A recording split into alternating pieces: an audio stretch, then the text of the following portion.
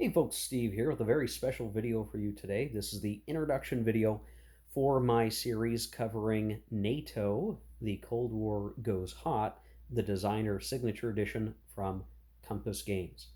Now, this is one that I have had on my shelf for quite a while. This game's, at least this edition, has been out for a few years now, and I've been meaning to get to this for quite a long time. So I'm very excited to be able to get to play it. I know that as of this video, Bruce Maxwell has some other designs coming out from Compass that I have not picked up yet, and I've got to pick my games carefully these days, so I'll have to see how this rolls, and maybe that'll influence future decisions. But if you're not aware, this designer signature edition of NATO is, in many ways, an entirely different game from Bruce Maxwell's game from back in the day called NATO. And I guess that's the key thing. There's the older game, in best as I can tell, or what I've heard, what I've read, is that it was a much simpler game. And in the designer signature edition, Bruce has decided to really reinvent the game in many ways, adding a lot more mechanics, changing the way that the game operates. And honestly, it truly sounds like it's a different game ultimately. Now that could be a pro, that could be a con. If you have a lot of experience playing the older version of this title, and I should be upfront and say that I do not own the older title. I have not played the older title. So as I go to play this game and put it through its paces and enjoy the game experience, none of my commentary is going to be about how much better it is than the previous game or even anything related to the previous version of the game. I simply don't have it. I'm not going to buy it. I'm not going to play it at this point. It is a artifact of history in the wargaming scene, and I will not be able to play it. But certainly this designer signature edition seems like it's going to bring a lot to the table, to my table, that we'll be playing and enjoying. So the two mapper game I have here set up. I do have my plexiglass on. I've got most of the general administration counters set up, but I am only just barely peeling back the layers of the rule book. And make no mistake, the rule book does appear to be quite large. Let me just grab that for us here. It is nice and meaty and thick, coming in at a robust 80 some pages, though some of this, I'll say, there's a lot of play notes, there's a lot of examples of play in here. It's a very nicely laid out rule book in terms of all the things that are in there. And very critically, and this could be the great and important value of this, is that at the front end of many rules sections, there is, amazingly enough, a veteran summary. So assuming you've played war games before, Bruce has put a summary version of this rules section in here. Now, maybe it's still better to read the whole rule, but if you read these, you tend to get a pretty good sense of the way the game is supposed to work. And so far, I've not read the whole rule book yet, as of this video. I do find the veteran summary to be very helpful because, yes, I'm kind of reading, and I'm testing it, right? I'm reading the veteran summary, I'm reading the whole section, and I am coming away with the, yes, well, yeah, the veteran summary kind of told me what I needed to know. Is it going to work like this? I suspect it will. Indeed, it will, except for whatever little exception, but even the veteran summary is pointing that out. So, despite the very large rule book, I suspect that the game is going to be easier to really learn and play than even I think at this point. So we'll see how much of that is true. There's certainly a lot to the sequence of play, and I can tell you already, just based on my initial perusal of the game contents and the sequence of play and reading the designer notes, which honestly I think the designer notes as a topic is going to be worth a video very soon, so watch for that. That there's asymmetry involved here between the two sides. It's not just blue army versus red army. It is the fact that, yeah, they're asymmetrical. The Soviet Union operated under certain operational conditions and they will be both emboldened and limited by those. And same thing goes for the NATO forces. Some of this is reflected in the way of the air campaign being kind of abstracted for the most part, I'd say, or very abstracted. But generally, the NATO forces should enjoy a greater air power advantage. But also, this comes into unit cohesion, coordination. The Soviet forces are going to be at the mercy of supply, which, as best as I've been able to tell, the NATO forces don't need to worry as much about, or the expenditure of supply points, which is rather interesting. So there's going to be a lot, I think, to really process and enjoy in this game, and I'm looking forward to seeing it. Of a very deeper operational game to play here. I've obviously been playing a lot of strategic level games the last little while, so digging into something that is still zoomed out. The map is basically Denmark and Germany and little bits and pieces of Netherlands, Belgium, and France. Um, that's still, we're still kind of zoomed out, right? This is not a tactical game by any means, but it is a more operational based game at the scale of the whole, German front here. So I think that's going to be interesting to see. The designer notes also point to tactical decisions being made in combats, so I'm kind of interested to see how that works. Evidently, one of the tricky bits is that the Warsaw Pact will tend to have to commit to combats that they are going to execute, whereas NATO has some ability to withdraw or to call off attacks due to greater coordination. So it's going to be really interesting to play this, and I am going to play this solitaire.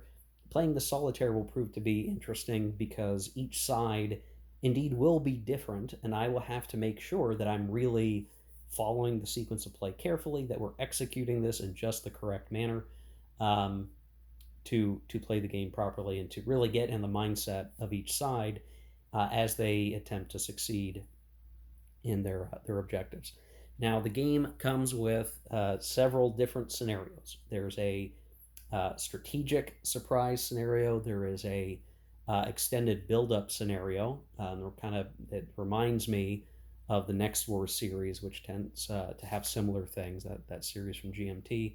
I know that the idea of those scenarios is not new necessarily, but there's those scenarios, and then there is a sort of a even more so build up where you determine what level of surprise or extended build up occurs, and that's kind of the most complex scenario. You could consider that maybe the full campaign.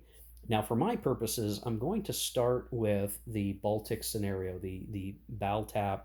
Uh, don't laugh. The Baltap scenario. That is the introductory scenario. We're going to start there. That way I can kind of get my bearings in the system a little bit. And then we'll probably try a strategic surprise scenario. I think that would be very interesting based on my reading of the design notes. And then maybe we'll play the. I guess I should name it properly. The War of Nerves scenario is how it's referred to. So, War of Nerves, where you're having kind of the Warsaw Pact make maneuvers, see if they can get away with being sneaky and get that level of surprise, or do they trip over the alert level of the NATO forces and they get more extended buildup.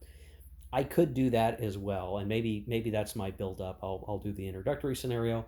I'll do a strategic surprise just to play a meaty scenario, and then maybe we'll take on the big War of Nerves situation. Not sure yet. We'll have to feel it out. Maybe see how the game is playing and how that'll affect my perspective there. Now, I've got my game organized into two GMT counter trays reasonably well. It is a little tricky looking for just the right units that I care about. What is nice is that there are reinforcement schedules. So while the setup, you need to kind of go get your stuff, the reinforcement schedule allows you to kind of get situated, picking out your counters, and I'm good there. There are reinforcement schedules for the larger scenarios as well, so that is very good. Really quick, I want to point out, and this is just one of those fun things when you talk about, I guess, Cold War going hot. If you see that string right here, I did put my piece of yarn that I have near my gaming table on the map. If you don't know what I'm trying to circle here, this is generally an area referred to as the Fulda Gap. So the idea being, in addition to the northern German plain area where, the Soviet tank forces could make headway, there's this gap area. It's more in like central Germany ish, west central Germany, from Erfurt to Frankfurt, this area where you can kind of see there's like a path here to get ideally armor units, through the territory quickly and be on the Rhine. And in trying to figure out like what's the map trying to tell us here? There's rough terrain all through here. There's also forest and rough. I'm not sure which is worse right now. I gotta get a better evaluation of that. But I suppose you could say you could swing down through here, down maybe the rough terrain hexes or whichever, right, and kind of run your way down to Frankfurt. And I know that the whole Fulda Gap is a topic of sort of hypothetical World War III because it was for military planners at the time a concern to be thinking about, to be aware of. So I'm only circling it here. I'm calling it out because I am going to be trying to pay some level of attention to that part of the map and see, let's say we are fighting our campaigns in that area. What is this really meaning for us? Are we succeeding? If the Warsaw Pact gets through the Fulda Gap and into Frankfurt, what's the game effect? Besides this general goodness of cutting a path through the Western forces, there are a number of these cities here. Frankfurt, we have Wiesbaden, we have Darmstadt, we have Mons, we have Mannheim. These a cluster of cities that may be worth grabbing in terms of the campaign. So that's kind of your incentive, I guess, to make the play. In the initial scenario, the ball tap scenario, this is not a concern. Now I do have that ball tap scenario set up here. It's not fully done. I need to decide where the Soviet units are going to set up, but that's a 7-turn scenario. That'll sort of be the first playthrough video that we're going to have in the series, is trying to work our way through that, for better or for worse. Many of the administrative tracks and counters that are along the edge of the map, you can see some of the Soviet ones there. The NATO forces are along this side. They are calling out things like the number of chemical munitions that you have. Yes, chemical weapons. Chemical artillery shells are a part of the game, and whether or not you use them is a factor. Victory point tracking. You'll also have the air point tracking, and air comes in 2 varieties. You have operational air points and you have tactical air points, which can be used for different purposes, to different benefits, and you can keep track of that. We don't use a whole lot of that in the ball tap scenario, but we will eventually use more of it. Each faction has their own phase track. There is the NATO alert level versus the Warsaw Pact tension track. So these individual tracks for each side, I believe, used during the War of Nerves scenario. You also have these areas that are showing your lift capabilities. So just right here, even, there are things like you have airlift, sea lift, you have helicopter lift capabilities that you will use to transport units. The Warsaw Pact also has their strategic reserve, which there are some units in here for the ball tap scenario. And so a lot of different things you're looking at and tracking, and the terrain is certainly going to matter. There are a number of things on the map that are going to be of concern for us, right? There are rivers. There are different kinds of rivers. There's major rivers. There's minor rivers.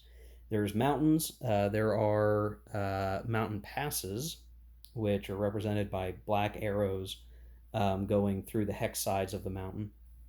There's obviously the cities that have organic defense strength. That's the yellow box numbers that you'll see on the map as we get closer to them as we play through. And all manner of those types of things are gonna be a big deal. There will be air power, there will be paratroopers, there will be Marines.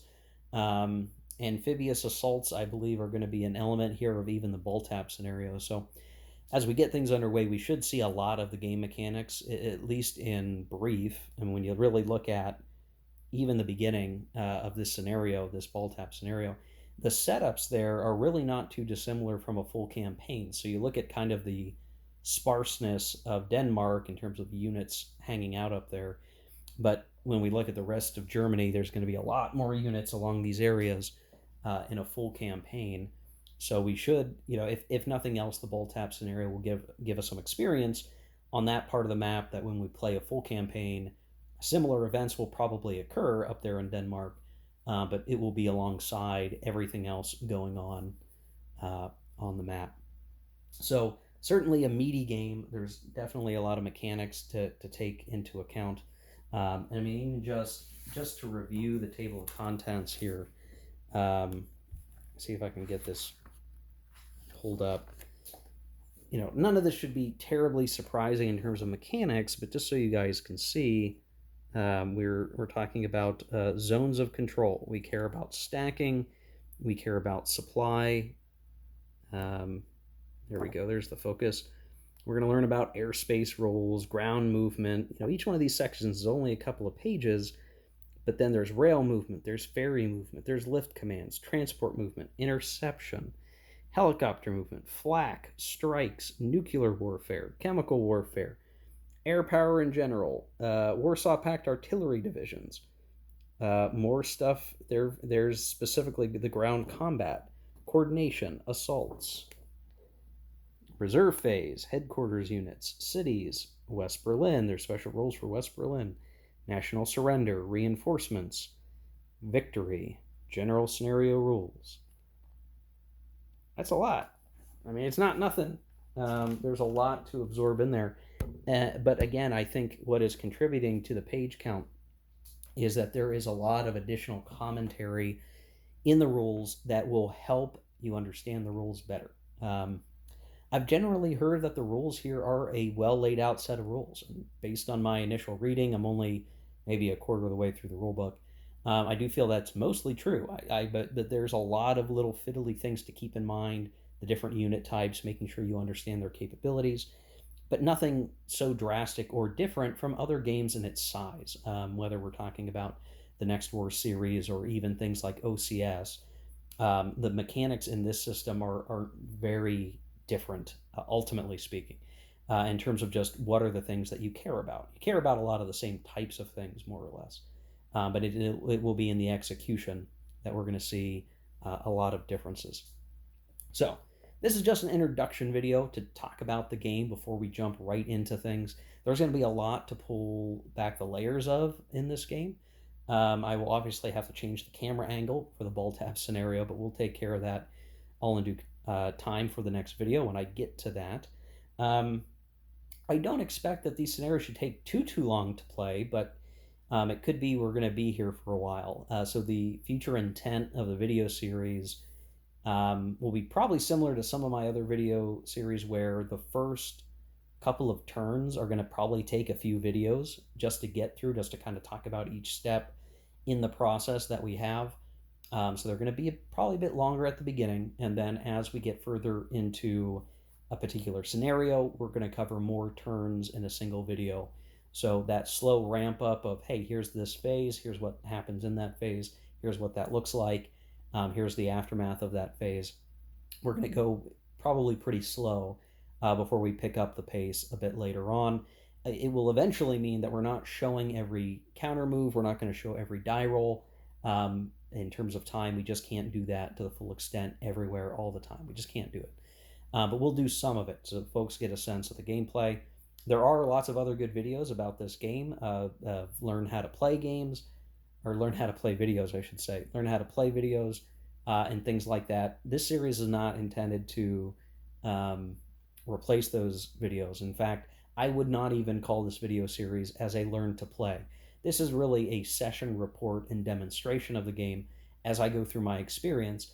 If you're really interested in my review for this game and you don't want to kind of ride alongside as I play through it, um, sit tight and wait for the review that will eventually come. But if you want to stick with and kind of see how I either bounce off the game or dive deep into it and play through all the exciting events and articulate all that good stuff like I do in my very verbose way, then stay tuned for the rest of the series. I know not everyone has the wherewithal and capability or desire to watch every video, watch every minute, and that is okay. That's a-okay. I don't expect folks to do that. But chime in when you can with comments, thoughts, and all that good stuff, and stay tuned for more videos to come. I'll leave it at that, and we'll see you in Denmark in the next video. So take care, folks. Keep on gaming. See you next time.